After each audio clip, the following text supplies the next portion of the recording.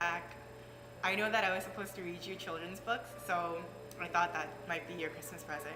And so I'm going to read you The Night Before Christmas because I thought that would be fitting. And this is a poem by Clement Moore.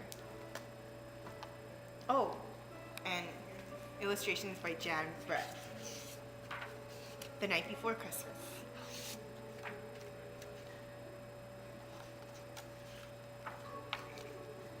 For Gregory, Sophie, and Lee Clarice. 'Twas the night before Christmas, when all through the house not a creature was stirring, not even a mouse.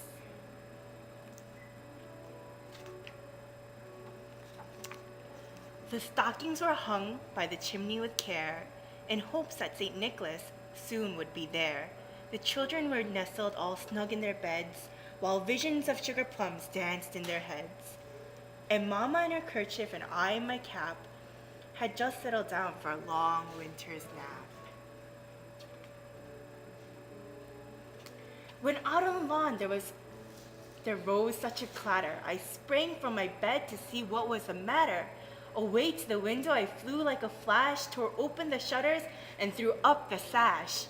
The moon on the breast of the new fallen snow gave a luster of midday to objects below, when what to my wondering eyes should appear but a miniature sleigh and 8 tiny reindeer, with a little old driver so lively and quick, I knew in a moment it must be Saint Nick.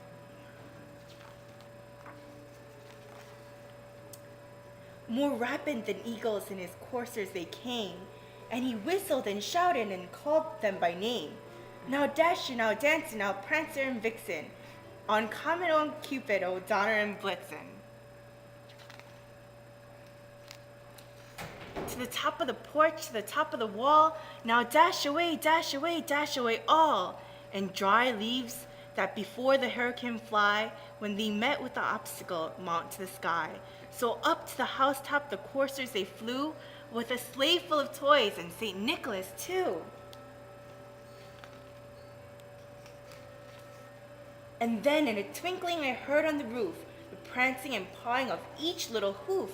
As I drew my head and was turning around, down the chimney St. Nicholas came with a bound. He was dressed all in fur from head to his foot, and his clothes were all tarnished with ashes and soot.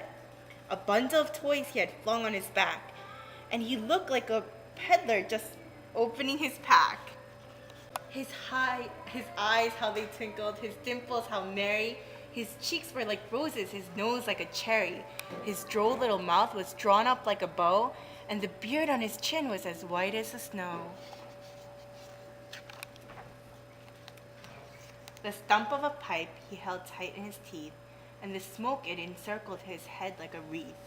He had a broad face and a round little belly that shook when he laughed like a bowl full of jelly. He was chubby and plump, a right jolly old elf, and I laughed when I saw him in spite of myself. A wink of his eye and a twist of his head soon gave me to know I had nothing to dread. He spoke not a word, but went straight to his work, and filled all the stockings, then turned with a jerk.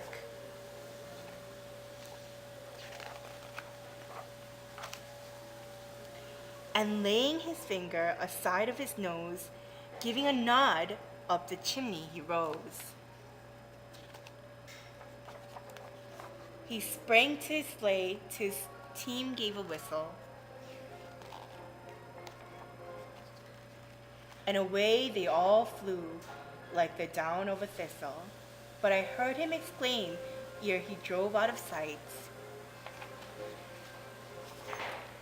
Merry Christmas to all, and to all a good night. Merry Christmas, Jack.